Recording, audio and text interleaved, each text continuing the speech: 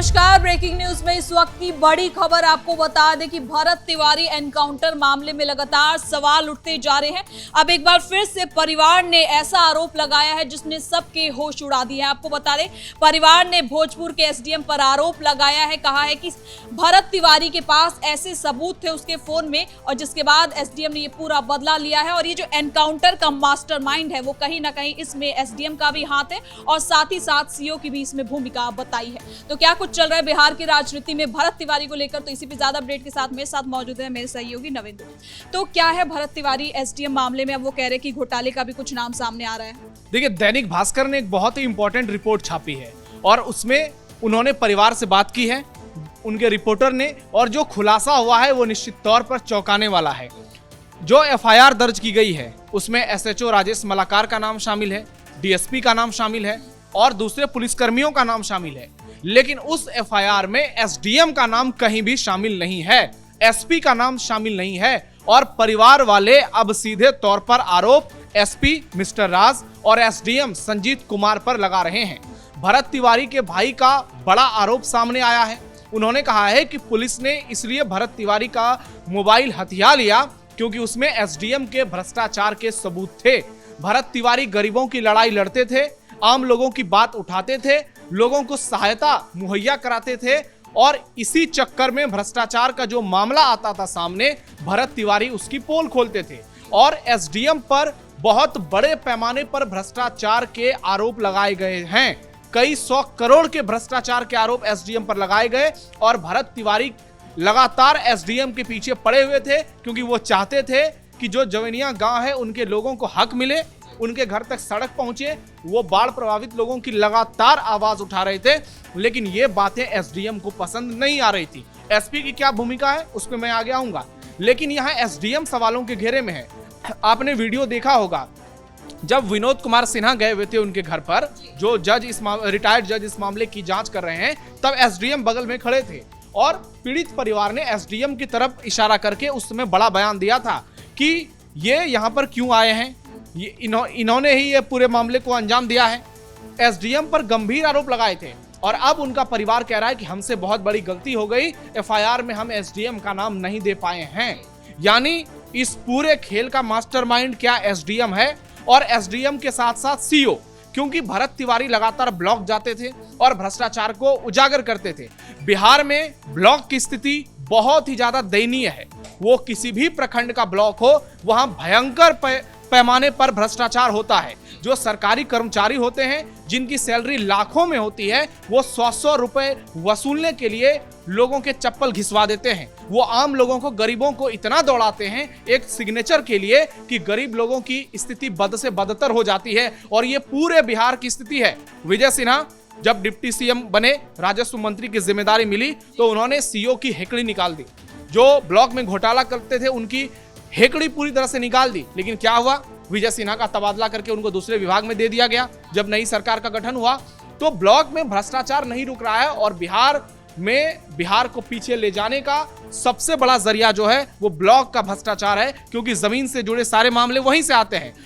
और बहुत सारे विकास के परियोजना हो, मुखिया से जुड़े तमाम काज हो, पंचायती राज व्यवस्था से जुड़े तमाम डेवलपमेंट के प्रोजेक्ट्स हो, सब कुछ ब्लॉक से आता है। और जितने ये सीओ वीडियो हैं, ज्यादातर लोगों पर भ्रष्टाचार के आरोप लगते हैं। लेकिन आप भरत तिवारी का परिवार है वो ये भी कह रहा है कि हमें सुरक्षा चाहिए, हमारी जान को भी खतरा है, तो कहीं ना कहीं वो एसडीएम पर इनडायरेक्ट आरोप लगा रहे हैं। देखिए, एसडीएम पर तो आरोप लगाया ही है, लेकिन एसपी मिस्टर राज पर गंभीर सवाल उठाए गए हैं। भरत तिवारी के भाई का कहना है कि एसपी राज ने हमको साइड में बुलाया और अलग से कहा कि इस मामले में आप लोग अब शांत हो जाइए। आपके भाई का जो एनकाउंटर हुआ है बहुत सही हुआ है, क्योंकि वो जो कर रहा था वो पूरी तरह से गलत कर रहा था। यानी परिवार का सीधे तौर पर कहना है कि एसपी हमको धमका रहे हैं, इसलिए अब एसपी के खिलाफ भी बहुत सारे लोगों ने मोर्चा खोल दिया है। और कहा जा रहा है कि इस पूरे मामले में जो असली मास्टरमाइंड है वो एसपी राज ही हैं, एसटीएफ के चीफ हैं, और एसडीएम की इसमें बहुत बड़ी भूमिका है। अब ऐसे में सवाल ये उठ रहा है कि जिन लोगों का एफआईआर में नाम दर्ज हुआ है, जिन पर जांच चल रही है, क्या एक और एफआईआर लिखी जाएगी? क्या एसडीएम पर एफआईआर होगी?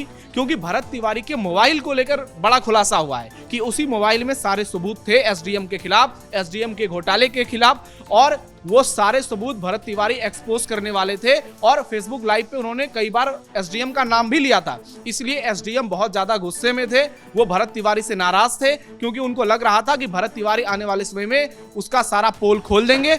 इस वजह से एसडीएम लगातार भरत तिवारी को निशाना बनाने की कोशिश में लगे थे और इस पूरे एनकाउंटर में उनकी बड़ी भूमिका बताई जा रही है। तो अब परिवार का जो कुछ आरोप है, अब देखना यह होगा कि इसके बाद आगे की कार्रवाई में क्या एसडीएम का नाम शामिल किया जाता है, क्योंकि रिटायर्ड जज विनोद कुमार सिन्हा जब पहुंचे, पीड़ित परिवार से मुलाकात की, बात की, उस दौरान एसडीएम नजर आए। उससे पहले भी एसपी के साथ एसडीएम पहुंचे थे और परिवार ने इस पर घोर आपत्ति जताई थी। तो क्या इस मामले में अब कोई बड़ा टर्न आने वाला है, क्योंकि लगातार हम देख रहे हैं कि वहां लोगों का जमावड़ा लगते जा रहा है, वहां पर दौरे एक के बाद होते जा रहे हैं। लकी बिस्क जो राव के एजेंट रहे हैं वो भी वहां पर पहुंचे और उन्होंने पीड़ित परिवार का साथ दिया है और ऐलान किया है यदि कोई भी इनको धमकाने की कोशिश करेगा, इनको घेरने की कोशिश करेगा तो हम इनके साथ हैं। किसी को भी इस मामले में हम भरत तिवारी के परिवार को बैकफुट पर नहीं भेजने देंगे और परिवार पर लगातार ऐसे लोग ध्यान भी रख रहे हैं। पुलिस प्रशासन भी लगातार उस गांव में पेट्रोलिंग कर रही है। अब देखना ये होगा कि इस मामले में आगे चलकर क्या कोई बड़ा टर्निंग पॉइंट आता है, क्या इस मामले में कोई नया खुलासा आता है, क्या एसडीएम पर गाज गिरती है, क्योंकि सम्राट चौधरी ने खुलेआम ऐलान कर दिया है कि इस मामले में किसी भी दोषी को बख्शा नहीं जाएगा। तो अब देखना होगा कि आगे चलकर क्या कुछ कार्रवाई होती है। लेकिन फिर भी ये सवाल उठ रहा है कि प्रशासन क्या धीमी कार्रवाई कर रही है, क्योंकि जो भरत तिवारी का चचेरा भाई है उन्हें सस्पेंड कर दिया गया है। वो कांस्टेबल थे और उन्होंने ये कहा था कि मैं अपने भाई का बदला लूंगा। नहीं, देखिए, जिस तरीके से उन्होंने बोला था वो निश्चित तौर पर गलत तरीका था। उन्होंने कहा था कि मैं दूसरा भरत तिवारी बन जाऊंगा। तो अगर आप इस तरीके से चुनौती देंगे, आप इस तरीके से पुलिस को ललकारेंगे तो पुलिस अपना काम तो करेगी, लेकिन इस पूरे प्रक्रिया में पुलिस की कार्यशैली पर जो सवाल उठे हैं वो निश्चित तौर पर लाजमी है। और जहां तक जांच को लेकर बात चल रही है तो उसकी एक प्रक्रिया होती है और उस प्रक्रिया के तहत ही विनोद कुमार सिन्हा इस मामले की जांच कर रहे हैं। लेकिन परिवार का कहना है, अब जो नया बयान उनका सामने आया है कि जज पर ही हमें भरोसा नहीं है, आप किसी सिटिंग जज से इस मामले की जांच कराइए। तो ये तो तय करना सरकार का काम है और सम्राट चौधरी ने यह तय किया है, उन्होंने इस बात को लेकर ऐलान भी किया था। लेकिन जो दूसरी बात है, जो दूसरा पहलू है वो ये भी है कि भरत तिवारी के परिवार को यह आश्वासन दिया गया है कि आप लोग जैसे चाहेंगे जांच वैसे ही होगा। तो ऐसे में क्या उनकी ये जो नई मांग है, ये जो बड़ी मांग है, क्या इस पर सरकार कोई फैसला लेगी, ये देखना भी निश्चित तौर पर आने वाले समय में दिलचस्प होगा। लेकिन इतना जरूर तय है कि इस मामले में जैसे जैसे जांच आगे बढ़ती जा रही है ये मामला और ज्यादा गर्माता हुआ नजर आ रहा है। दूसरी तरफ राजनीति भी बड़े पैमाने पर देखने को मिल रही है, नेताओं के दौरे भी वहां पर देखने को मिल रहे हैं। प्रशांत किशोर की तरफ से बड़े ऐलान किए गए हैं, बहुत सारी पॉलिटिकल पार्टियों की तरफ से ऐलान किया गया है और यूपी कांग्रेस के अध्यक्ष की वहां जाने की खबरें भी हैं। ऐसे में कांग्रेस पार्टी भी इस पूरे मामले में राजनीति करने की कोशिश कर रही है, आरजेडी भी। मैं आपसे ये भी लेना चाहती हूँ कि जैसे भरत तिवारी आरोप लगा रहे थे प्रशासन के ऊपर, एसडीएम के ऊपर, तो उस पर कार्रवाई क्यों नहीं हो रही, क्योंकि बताया जा रहा है कि 6 जून को उन्होंने अपने फेसबुक कई पोस्ट वहां पे किए हैं और जिसमें वो ये बता रहे हैं कि एसडीएम ने कई घोटाले किए हैं और भी कई लोगों के नाम शामिल है। तो कार्रवाई क्यों नहीं हो रही है? देखिए, ये बिहार में कई जगहों की स्थिति है जहां बड़े पैमाने पर भ्रष्टाचार होता है, घोटाले होते हैं और इसमें बड़े अधिकारी शामिल होते हैं। कई बार डीएम का नाम सामने आता है, कई बार एसडीएम का नाम सामने आता है, कई बार वीडियो सीओ का नाम सामने आता है। तो ऐसे लोग ही घोटाले करते हैं। इन्हीं लोगों का रवैया जो है वो सकारात्मक नहीं होता है, इसलिए गांव-गांव तक विकास नहीं पहुंच पाता है। लेकिन मोदी सरकार आने के बाद जो व्यवस्था है उसको बेहतर करने की दिशा में कई बड़े प्रयास किए गए हैं, कई ठोस कदम उठाए गए हैं। लेकिन शाहपुर प्रखंड में जिस तरीके से रवैया एसडीएम का रहा है, बड़े पदाधिकारियों का रहा है, उसने निश्चित तौर पर गांव के लोगों को आक्रोशित कर दिया है। और सवाल उठ रहे हैं, जब सरकार ने 1400 करोड़ का फंड जारी किया तो गांव में अभी तक वो सारी योजनाएं क्यों नहीं आ पाई, वो सारे काम क्यों नहीं कराए गए। हर साल लोगों को इतनी ही समस्या होती थी, बहुत मुश्किल से किसी तरह से वहां पे पीने की पानी का व्यवस्था किया गया। लेकिन जब भी बाढ़ आती है वहां पर लोगों को बहुत ज्यादा दिक्कतें होती है। अब उनके जगह को विस्थापित करने की बात चल रही है, उनको दूसरे जगह भेजने की बात चल रही है, लेकिन इतने दिनों तक क्यों नहीं हुआ। और यही मांग तो भरत तिवारी लगातार उठा रहे थे और इसीलिए वो एसडीएम के निशाने पर थे, क्योंकि एसडीएम का इस मामले में निश्चित तौर पर कहीं ना कहीं भूमिका तो नजर आ रही है, जैसा कि दावा किया जा रहा है। और बहुत सारे रिपोर्टर हैं जो एसडीएम से सवाल पूछने की कोशिश कर रहे हैं, तो एसडीएम जो है जवाब नहीं दे रहे हैं। वो अपने कार्यालय में ही ज्यादातर नजर आ रहे हैं, ज्यादा लोगों से मिलने जुलने का भी वो ऑर्डर किसी को नहीं दे रहे हैं।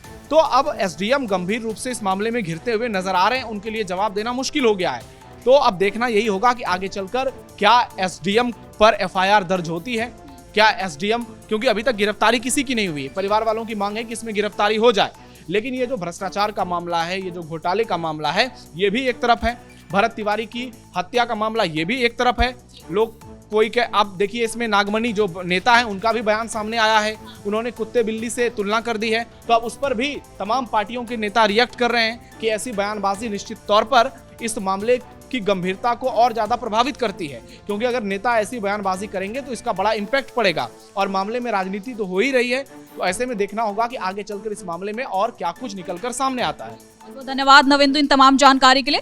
तो कुल मिलाकर आपको बता दें कि भरत तिवारी मामले में एक बार फिर से परिवार ने ये आरोप लगाया है कि एसडीएम की भूमिका एनकाउंटर में खास है, क्योंकि वो घोटाले के मामले में लगातार घिरते जा रहे थे। तो फिलहाल के लिए ब्रेकिंग न्यूज में इतना ही। कैमरा पर्सन राजकुमार के साथ मैं सृष्टि शाह।